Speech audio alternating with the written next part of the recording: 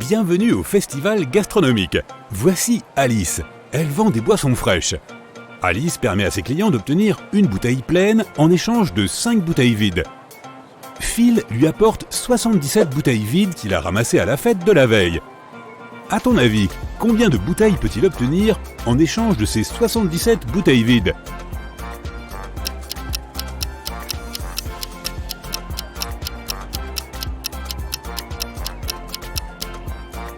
Phil obtiendra un total de 19 bouteilles pleines. D'abord, il rend 75 bouteilles vides à Alice et obtient 15 nouvelles bouteilles. À ce stade, il lui restera encore 2 bouteilles vides.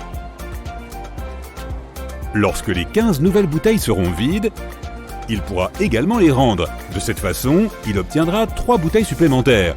Et après les avoir terminées, il pourra encore obtenir une bouteille supplémentaire car il a gardé 2 bouteilles au début. Bobby vend des glaces artisanales à un prix très réduit. Du coup, il a instauré une règle, une seule glace par client. Il ne reste à Bobby que 2 parfums, vanille pour 1 € et cerise pour 2 €. Lisa arrive et donne 2 € à Bobby. Sans poser de questions, Bobby lui donne une glace à la cerise. Ensuite, Amy lui donne elle aussi 2 €. Mais cette fois, Bobby demande cerise ou vanille. Pourquoi ?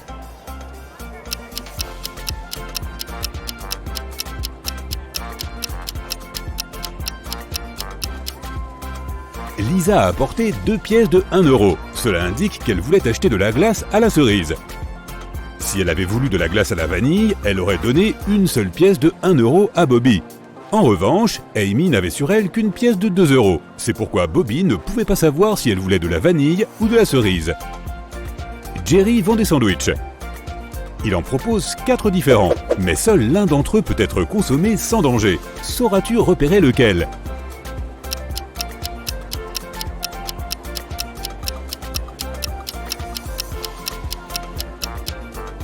Il y a un petit verre à l'intérieur du premier sandwich. Dans le troisième, on voit un Lego qui dépasse de la garniture. Et il y a beaucoup trop de mouches autour du 4e sandwich. Il doit donc être pourri. Mais le 2e sandwich a l'air délicieux.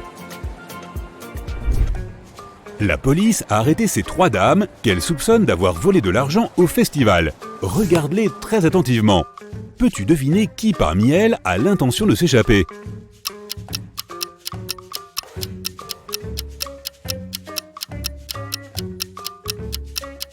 La 2e dame cache une lime sous son foulard. C'est probablement elle qui a l'intention de s'échapper. Le festival gastronomique accueille chaque année un concours de pâtisserie légendaire. Les championnes des 14e et 16e éditions ont le même père. Et elles ont aussi la même mère. Les 2 championnes sont nées le même jour à la même heure, mais ce ne sont pas des jumelles. Aucune d'elles n'a été adoptée et, bien sûr, toutes les 2 sont des filles. Comment cela est-il possible ?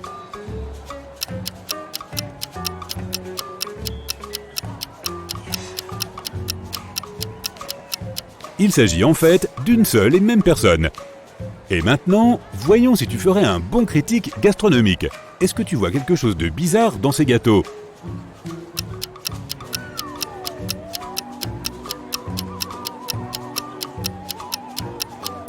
Ces 2-là sont l'image inversée l'un de l'autre. Et ces délicieux gâteaux, y a-t-il quelque chose qui attire ton attention ?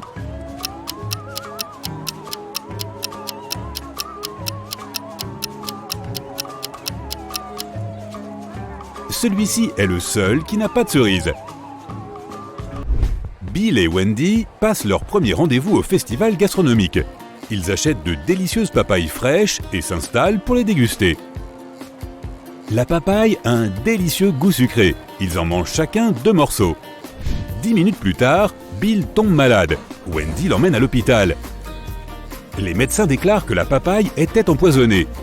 Bill et Wendy ont mangé la même chose et bu les mêmes boissons. Comment est-il possible que Wendy se sente bien ?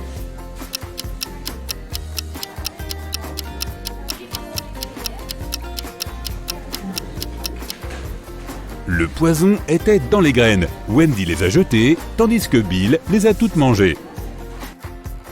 Alex observe une dame assise, mais même si elle se lève et s'en va, il ne pourra pas s'asseoir à sa place. Où est assise la dame ?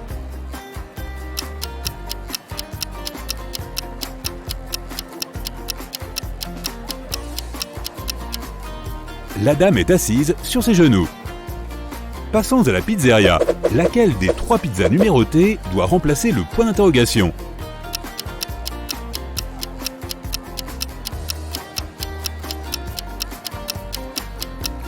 La part manquante se déplace d'une pizza à l'autre dans le sens des aiguilles d'une montre.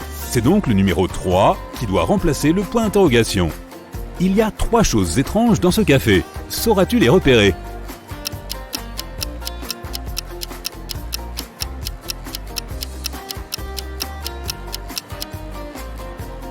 Le barman a 2 mains gauches. Dans ce miroir, tout est à l'envers. Et enfin, ce client n'a pas d'ombre. Madame White est l'investisseur principal du festival. Le soir venu, l'un des clients la trouve inconsciente dans un endroit reculé du site. Le détective Jones arrive sur la scène du crime et interroge 5 des collègues de Madame White. Bobby, James, Sally, Sam et Sébastien. Après quelques recherches, il trouve aussi 3 notes. La première note se trouve dans la salle des réserves, la deuxième se trouve dans l'antichambre et la troisième chez la maquilleuse. Toutes les notes portent le même message. Les indices sont dans les lieux où se trouvent les notes. Peux-tu aider le détective Jones à résoudre le mystère?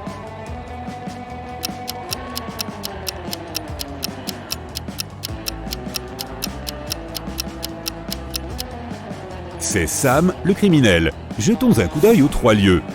Si nous prenons la première lettre de chacune de ces pièces, nous obtiendrons S, A et M.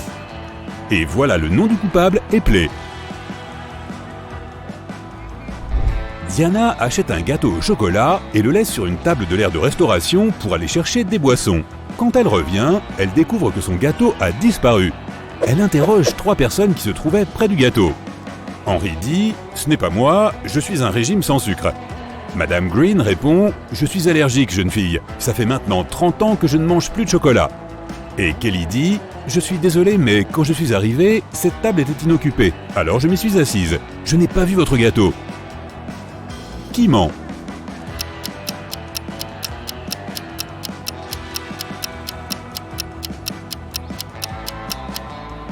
Madame Green a menti au sujet de son allergie. Regarde, elle boit un chocolat chaud en ce moment même.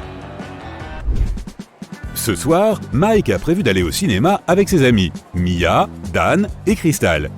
Il achète une énorme boîte de pop-corn au festival, puis Mike la pose sur une table et dit à tout le monde « Le film va commencer dans 15 minutes, j'ai le temps d'aller aux toilettes. Attendez-moi ici et ne mangez pas les pop-corn avant que le film ne commence. » Quelques minutes plus tard, Mike revient et voit que la boîte de pop-corn est à moitié vide.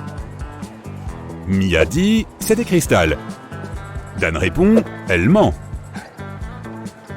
Et Crystal dit « C'est Dan qui ment ». Qui a mangé les pop-corn selon toi?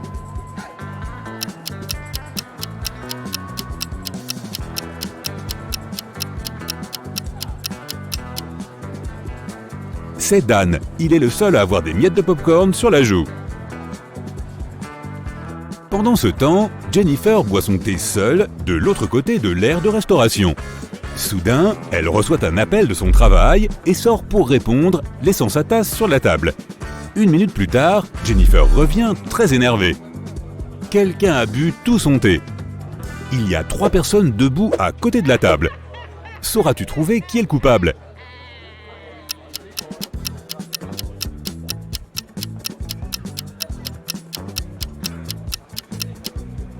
C'est cette femme au milieu. Elle a laissé une marque de rouge à lèvres violet sur la tasse.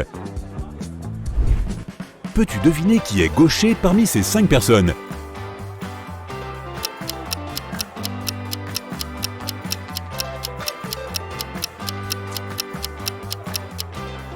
C'est la serveuse.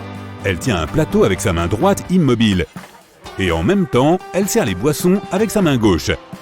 Elle est donc très probablement gauchère. Martha prépare une boisson aux fruits. Dans la recette, il y a 90% de liquide et 10% de fruits solides. Le poids total du mélange est de 10 kg. Après avoir fait bouillir la boisson pendant un moment, Martha remarque que le liquide commence à s'évaporer. Le liquide ne représente désormais plus que 50% du poids total. Quel est le poids de la boisson maintenant?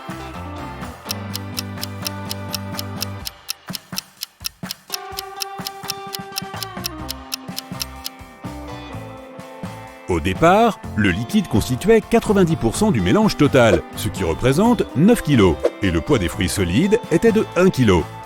Auparavant, les fruits représentaient 10% du poids total, mais maintenant, ils représentent 50% de celui-ci. Mais son poids est toujours de 1 kg. Par conséquent, puisque le liquide représente maintenant 50% du poids total, il doit lui aussi peser 1 kg. Le poids total de la boisson aux fruits de Martha est de 2 kg. Diana, Franck et Quentin préparent des pâtes. Ils commencent à faire bouillir de l'eau dans 3 casseroles identiques en même temps. Mais c'est l'eau de Franck qui bout en premier. Sauras-tu deviner pourquoi ?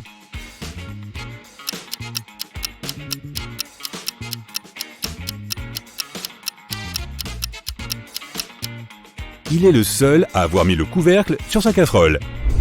Pour finir, jetons un coup d'œil dans l'entrepôt alimentaire. Est-ce que tu vois quelque chose de bizarre ?